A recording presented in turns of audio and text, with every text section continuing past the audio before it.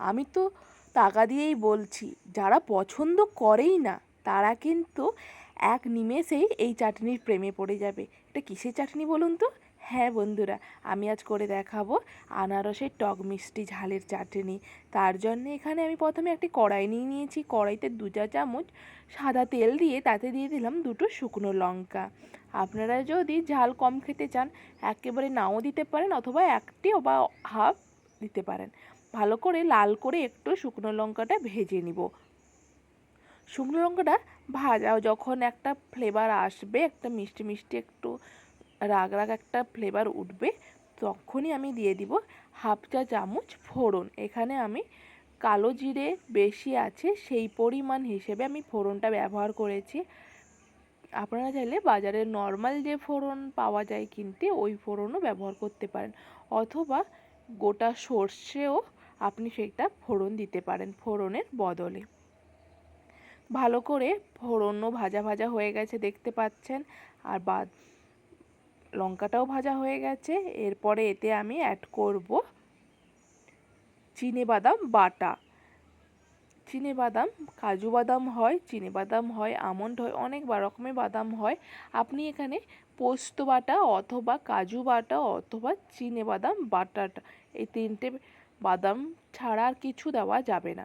আমি এখানে চিনেবাদাম দিয়েছি। প্রায় আমি এখানে গোটা চিনেবাদামটা নিয়েছিলাম প্রায় 10 গ্রাম মতো। সেটাকে ভালো করে একেবারে মিহি করে পেস্ট করে নিয়েছি, দেখতেই পাচ্ছেন। তো তারপরে এইভাবে আমি একটু কষিয়ে নিব তেলের ওপর, যাতে করে আমি কিন্তু আগে বাদামটা ভেজে নিয়েছিলাম, তারপরে খোসা ছাড়িয়ে তাকে শিলনোড়ায় বেশ আচ্ছা করে দিয়েছি কষিয়ে পেশে। দিতেই দেখুন একেবারে কিন্তু পেস্ট হয়ে গেছে। তারপরে দিয়ে দিলাম 1/2 চা চামচ হলুদের গুঁড়ো। হলুদের গুঁড়ো দিয়ে আমি ভালো করে আরও 2 থেকে 3 মিনিট ভালো করে কষিয়ে নিব। দেখতেই পাচ্ছেন ভালো করে আমার কিন্তু একেবারে মশলাটা কষানো হয়ে গেছে, বাদামটার স্মেল চলে গেছে। দেখুন একেবারে কিন্তু ভাজা ভাজা হয়ে গেছে। এরপরে এতে আমি অ্যাড করব একেবারে কুড়ে রাখা, অথবা আপনি কুচিয়েও নিতে পারেন, আনারস। এখানে আমি একটি বড় সাইজের পাকা আনারস নিয়েছি। কিছুটা আমি কুড়ে দিয়েছি গ্রেটারে করে, আবার কিছুটা আমি একেবারে ঝিরি ঝিরি করে কুচিয়েও নিয়েছি। তো আনারসটা দেওয়ার পর আমি বাদাম এবং ফোড়নের সঙ্গে ভালো করে মাখিয়ে নিব। এবং হ্যাঁ বন্ধুরা, ফুল আঁচে রাখবেন, না হয়তো বাদাম বসে যেতে পারে। আর যেহেতু আনারসে জল আছে, তো কোনো লেগে যাওয়ার সম্ভাবনা থাকবে না কড়াইতে। এরপরে দিয়ে দিব আমি পরিমাণ মতো লবণ। এখানে আমি 1/2 চা চামচ লবণ ব্যবহার করেছি, যেহেতু মিষ্টি জিনিস বেশি লবণ দিলে স্বাদটা ভালো হবে না।